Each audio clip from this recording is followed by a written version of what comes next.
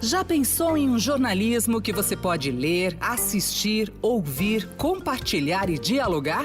Saiba mais em vempensar.estadão.com.br.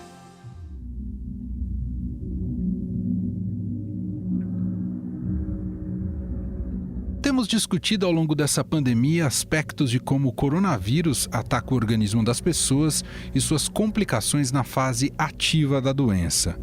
Passado mais de 7 meses em que estamos convivendo com a Covid-19, mais de 18 milhões de pessoas já se contaminaram no mundo, sendo que cerca de 11 milhões se recuperaram. Mas como se trata de uma doença nova, em que médicos e cientistas ainda estão a conhecendo, os casos de sequelas pós-coronavírus começaram a surgir. Mesmo com vários estudos em andamento, os médicos ainda não sabem dizer por quanto tempo essas dores e essas sequelas podem durar. Já se sabe, por exemplo, que além dos danos nos pulmões, a Covid-19 pode afetar o coração, os rins, o intestino, o sistema vascular e até o cérebro. Pulmões, rins, coração, cérebro e até nos músculos. O vírus destrói as funções das células durante o ataque e daí vem as sequelas que podem ser deixadas pela Covid-19. Um estudo recente realizado na Alemanha apontou que entre 100 pacientes recuperados, 78% apresentaram algum tipo de anomalia no coração mais de 2 meses após a alta. No coração, inflamação do miocárdio e arritmia, aumentando chances de infarto. No caso dos rins, as evidências mostram uma incidência elevada de falência entre os casos mais graves de Covid-19. Problemas neurológicos também são observados, como convulsões, casos de síndrome de Guillain-Barré e encefalite. Um desses casos é o do Antônio Picirilli, de 72 anos, que contraiu a Covid-19 em abril. Após se recuperar, ele desenvolveu a síndrome de Guillain-Barré, que é uma reação inflamatória autoimune, onde os anticorpos combatem o vírus e afetam as células nervosas do corpo e que resulta em perda de força muscular. Ele nos conta que não conseguiu sentar, andar, comer e tomar banho sozinho. Agora já está melhor. E essa entrevista que a gente vai ouvir conta com a participação especial da esposa dele, Natália. Olha, isso aí tudo aconteceu dia 17 de maio. Eu estava em casa e quando foi de manhã, eu fui fazer um café aqui para mim, que é costume, né? Aí eu estava meio engripado. Aí quando eu estava aqui, acabei de fazer o café, que eu fui aqui lá da sala, deu um tipo de uma câimbra na perna e eu caí, sabe? Nossa! Aí nós foi ali pro AMA ali, o AMA fez o exame de sangue e de urina, constatou que eu estava com Covid-19, sabe? E dali me transferiram para ali pro hospital, como é que fala, gente, lá do Campanha de Ibirapuera. De lá eu fiquei 2 dias e me mandaram para as clínicas. Meu estado de saúde era grave, sabe? Já estava nos pulmões já, então me mandaram para lá para as clínicas. Uhum. E você desenvolveu uma síndrome chamada Guillain-Barré. Eu também desenvolvi uma doença que eu... Guillain-Barré. Uhum. Aí nas pernas travou, meus braços travou. Aí quando eu fiquei bom do Covid-19 nas clínicas, me mandaram eu pro Montoura. E lá no Montoura, eles me trataram muito bem, sabe? Aí com 15 dias, vamos por 20 dias eu estava andando já, sabe? Muito trabalho, muita dedicação dos médicos, das enfermeiras, sabe? E aí fiquei bom, mas eu fiquei internado 35 dias, né? Mas eu não podia pegar, quando eu cheguei lá, eu cheguei numa situação difícil, sabe? Eu não podia pegar numa colher para comer, assim, uma sopa, nada. Todas as coisas eu pedi a força. Pegar numa talher para comer não dava, que caía da minha mão com caldo e tudo. Eu pedi 20 quilos de peso e aquela coisa, sabe? Uhum. Deu muito trabalho, deu muita terapia dos médicos lá, dos terapeutas lá, para mim conseguir andar, sabe? Tem um trabalho muito grande, sabe? Hoje eles dizem que o senhor está totalmente curado ou ainda está em recuperação? Estou em recuperação. Os pés ainda ficam dormentes, sabe? Mas eu tô andando, sabe? Cuida, já fiquei... Quando eu cheguei lá, Muita dor nas pernas. muita dor nas pernas ainda, sabe? Nas costas para mim dói demais. À noite, quando o tempo vira, aquela dor besta, né? A gente tem que tomar dipirona para ver se muda, né? Mas Em vista do que você estava? em vista do que eu estava, que eu não consegui nem mexer com a mão, hoje eu já me alimento sozinho, tomo banho sozinho, troco de roupa sozinho. Só a única coisa é que quando vira o tempo, os pés ficam comichando, né? Seu Antônio, eu fico na torcida aqui pela pronta recuperação do senhor. Te agradeço demais em compartilhar um pouco de como foi a sua jornada, né? Essa jornada que não foi simples e que demonstra que essa doença ainda é um mistério, né? É um mistério. Mata um jovem, outro não. Mata um, aleja outro, né? Deixa outro destroncado e assim vai indo. Outra complicação neurológica que os médicos têm observado em pacientes com casos graves da Covid-19 é a ocorrência de AVCs. No cérebro, o vírus pode destruir mecanismos ligados à memória, atenção, e são relatados até casos de demência leve. Por causa dessas sequelas, a rede de reabilitação Luci Montoro, em São Paulo, teve que criar uma área especial para pacientes que tiveram Covid-19. E é com a médica fisiatra e presidente do Conselho Diretor do Instituto de Medicina Física e Reabilitação da Rede Luci Montoro, Linamara Riso Batistella, que conversamos agora.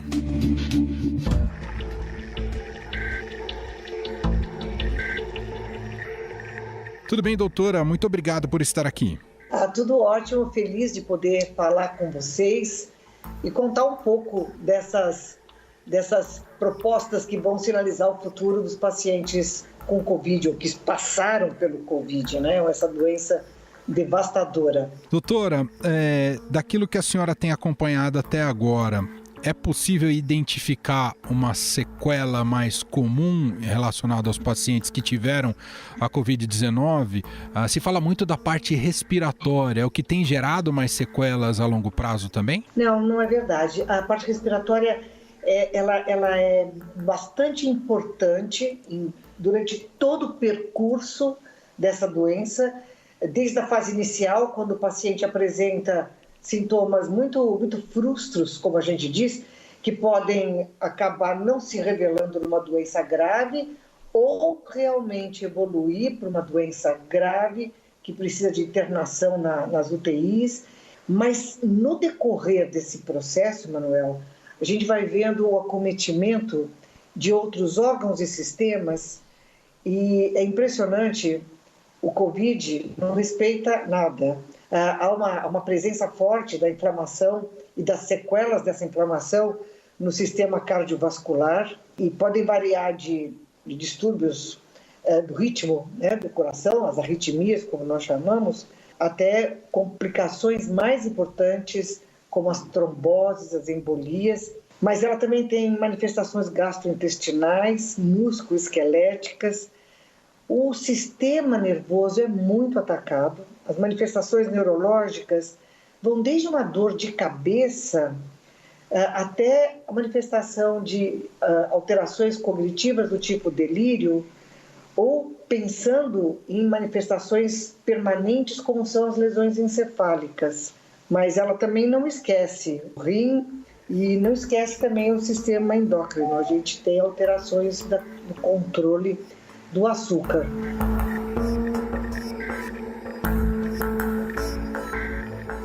Quando a gente fala de sequela, ela decorre da ação do vírus, né? Estou te fazendo uma pergunta de alguém muito ingênuo.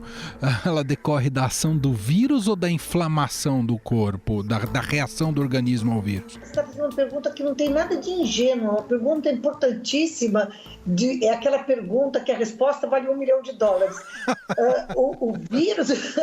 O vírus ataca o organismo e essa interação entre o vírus e o organismo, que é manifestada no primeiro momento pela inflamação, mas que depois tem muitos desdobramentos, é que traz os questionamentos. Por que algumas pessoas têm um quadro tão leve e outras precisam de uma internação prolongada e depois saem na internação prolongada e ainda manifestam alterações do tato, do paladar. A pessoa tem dificuldade, às vezes, põe o pé num determinado lugar e não tem a sensação de que o pé está lá, é a propriocepção.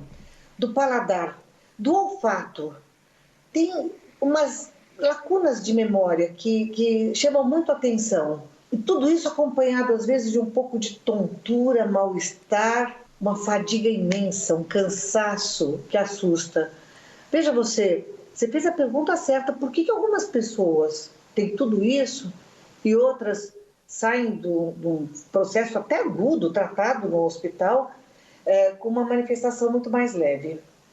Tem um ajuste aí que provavelmente são as manifestações epigenéticas, né? De como é que cada corpo ajusta, modula essa reação, mas tem as questões que são, no meu ver, as que nos dão mais preocupação, que são a condição socioeconômica. As pessoas que vieram de regiões onde o acesso aos cuidados sanitários, a uma boa alimentação, não estão disponíveis e, portanto, eles desenvolvem formas, às vezes, mais graves da doença.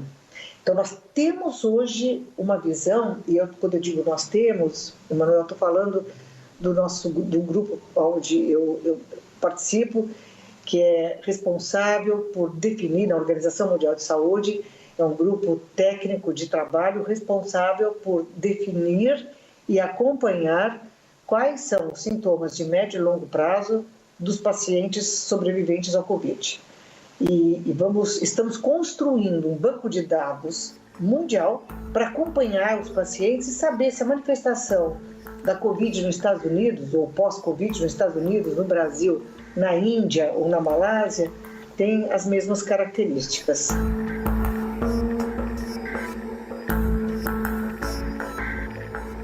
Eu queria saber um pouco sobre o tempo para aparecer essas sequelas. Imediatamente após, digamos, essa recuperação mais direta da infecção do vírus, ela pode aparecer depois, mesmo quando a pessoa já se sente mais recuperada? Como é que tem uma lógica para isso, doutora? Emanuel, essa é a sua segunda pergunta que vale $1 milhão. Mas eu vou dizer para você como é que nós estamos olhando isso. Quando nós tivemos o Zika, todos nós ficamos muito preocupados, as gestantes, as crianças que nasceram afetadas, né, pelo Zika vírus, e pensávamos, tínhamos a sensação de que aquele era o nosso desafio.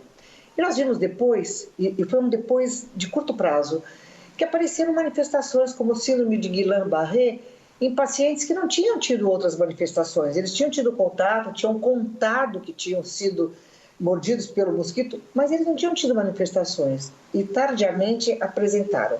Nós também vimos algumas manifestações tardias em gestantes e bebês que nasceram e que a mãe não tinha tido manifestações importantes do ponto de vista do Zika. Mas o que nós estamos vendo até agora? Sim, se eu tivesse que responder hoje sim ou não, eu diria sim, podem aparecer sim manifestações tardias. O que nós temos visto com muita frequência são pacientes que são positivos do ponto de vista do exame, positivos para o vírus, não desenvolvem, do ponto de vista clínico, sintomas respiratórios importantes, mas desenvolvem outros efeitos colaterais, como, por exemplo, a anosmia, a perda do gosto, a perda do olfato, algumas alterações cognitivas, um cansaço intenso, uma fadiga mental importante, e você tem que relacionar obrigatoriamente com a presença do Covid. E muitas vezes não é imediato, é um pouco mais tardio, não é tão longo, é uma semana, 10 dias, 15 dias, mas tem conexão com aquela inflamação sem sintomas pulmonares que a pessoa teve.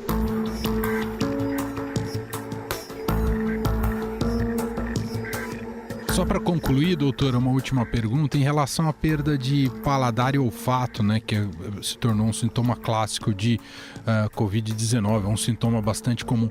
O retorno desses sentidos tem sido, é realmente demorado? Há o risco de não retornar? O que a senhora pode dizer sobre esse sintoma, essa sequela típica da Covid? Muito interessante isso, porque esse é um sintoma que causa muito desconforto para o paciente, né? A gente não consegue ter uma resposta clara sobre isso. Quanto tempo? Tem alguns pacientes que realmente demoram muito. O que nós temos orientado para os nossos pacientes? Como qualquer outro órgão do sentido, nós precisamos sempre estar treinando. Então, a insistência em olhar e lembrar do cheiro. Você olha uma rosa e você lembra do cheiro que ela tinha. Isso é importante, vai acordando o cérebro. A mesma coisa com relação ao paladar. Você pode olhar para uma carne assada e lembrar o que era esse paladar. Isso costuma dar uma boa conexão e ajuda o paciente a recuperar.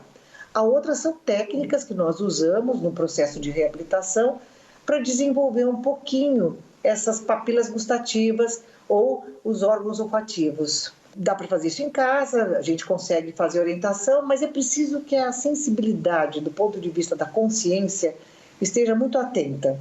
Às vezes isso é mais difícil numa pessoa de mais idade, mas é preciso se concentrar e colocar isso como uma proposta de treinamento. Por isso que a gente tem feito algumas orientações sobre utilização de gostos picantes, de pimenta, principalmente no terço anterior da língua, para ajudar a voltar um pouco mais esse paladar. E a mesma coisa com relação ao olfato, com diferentes substâncias, com diferentes estratégias. Nós ouvimos aqui a doutora Linamara Rizzo Battistella, médica fisiatra, professora titular da Faculdade de Medicina da USP, presidente do Conselho Diretor do Instituto de Medicina Física e Reabilitação, Rede Luci Montoro, gentilmente atendendo aqui a nossa reportagem. Foi ótima entrevista, muito obrigado, doutora. Eu que agradeço, Emanuel. Muito obrigada pela oportunidade e estamos sempre à disposição.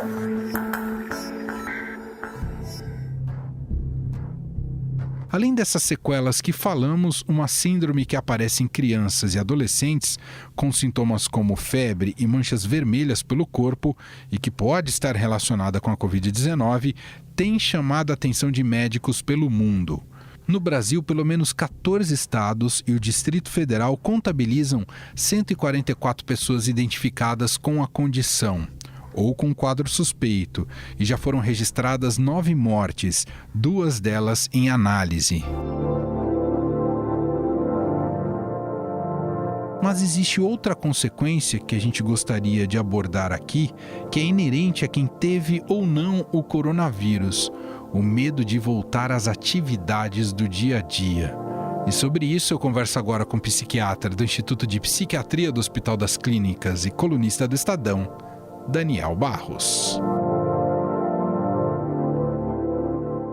Tudo bem, doutor? Obrigado aqui por nos atender e participar do programa mais uma vez. Tudo jóia, prazer é meu estar aí mais uma vez conversando com vocês. Doutor, tem o plano mais objetivo, né? Digamos, daqueles que foram diretamente afetados pela doença, né? Ou de maneira leve ou até de maneira mais grave, que enfrentam também um tipo de retomada a partir da própria recuperação da doença.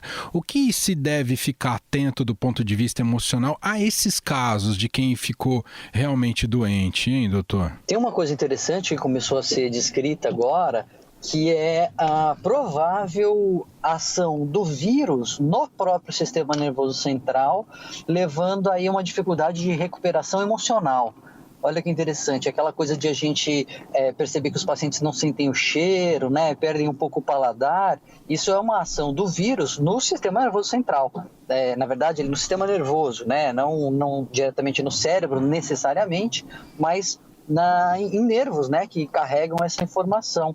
E aí agora está se percebendo que pacientes que têm esse acometimento, eles têm também mais risco de desenvolver depressão e ansiedade, E aí provavelmente soma-se a toda a situação emocional de estar doente, de estar infectado, de estar com medo, a própria ação do vírus no sistema nervoso, alterando o funcionamento e levando aí ao aumento desse risco, né? Nos casos, doutor, de quem ficou muito tempo na UTI e às vezes até entubado, o que pode, como dar novos significados para essa vida de quem ficou tanto tempo numa situação muito delicada e muitas vezes até entre a vida e a morte, doutor? Esses são pacientes em alto risco de desenvolvimento do estresse pós-traumático, né? O que é o transtorno do estresse pós-traumático? É quando a pessoa passa por uma situação ou vivencia ela ou alguém perto dela, uma situação de ameaça de vida, né? Quer dizer, ameaça de morte, uma ameaça à sua própria vida, e isso o cérebro marca como um perigo, né? Fala, você quase morreu, então fica atenta, fica com cuidado, e a pessoa começa a ver perigo o tempo todo, ela começa a ficar emocionalmente abalada, qualquer coisa pode ser ameaçadora para ela.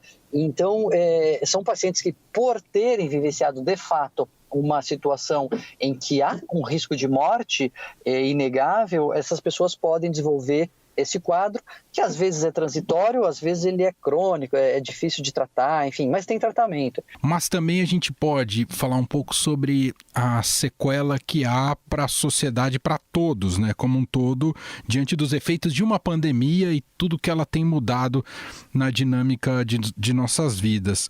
A gente já está com mais insegurança e medo de viver ou de se relacionar, já é uma consequência imediata dessa pandemia e vai ser difícil vai demorar um pouquinho para a gente superar isso, doutor? Olha, Emanuel, de verdade eu acho que não, viu? Porque a coisa nem passou e já tem gente na balada, né? Já tem gente aglomerando no bar. Então, sempre tinha essa dúvida, né? E se falava disso, a vida nunca mais vai voltar a ser a mesma quando a epidemia passar. Para muita gente a epidemia nem passou, a pandemia nem passou e a vida já está voltando. Então, eu de verdade acho que isso não vai gerar um trauma social a ponto de as pessoas mudarem radicalmente seu comportamento, até porque foi um negócio que se estendeu por mais do que a gente imaginava que ia se estender e ainda não está assim pertinho de acabar, mas enfim, não é uma coisa que vai durar 5 anos, 10 anos a ponto de mudar uma cultura, né? 1 ano de mudança de comportamento, 1 ano e pouco, não é necessariamente suficiente para que a gente transforme uma cultura de um povo. Então, a minha impressão e meu chute aqui, a gente pode voltar a conversar depois, podem me cobrar, é que o mundo vai voltar exatamente ao que era antes. Algumas coisas mudam, sei lá, o teletrabalho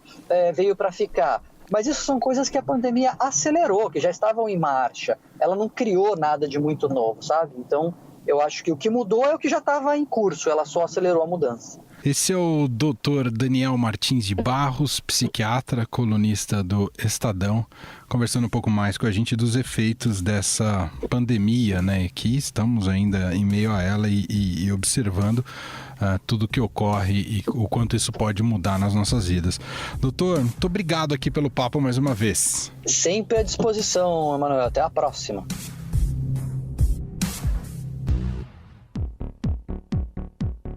O Estadão Notícias desta segunda-feira vai ficando por aqui. Contou com a apresentação minha, Emanuel Bonfim, produção de Gustavo Lopes e montagem de Nelson Volter. Diretor de jornalismo do Grupo Estado é João Fábio Caminuto. O nosso e-mail, podcast@estadão.com. Um abraço para você e até mais. Estadão Notícias.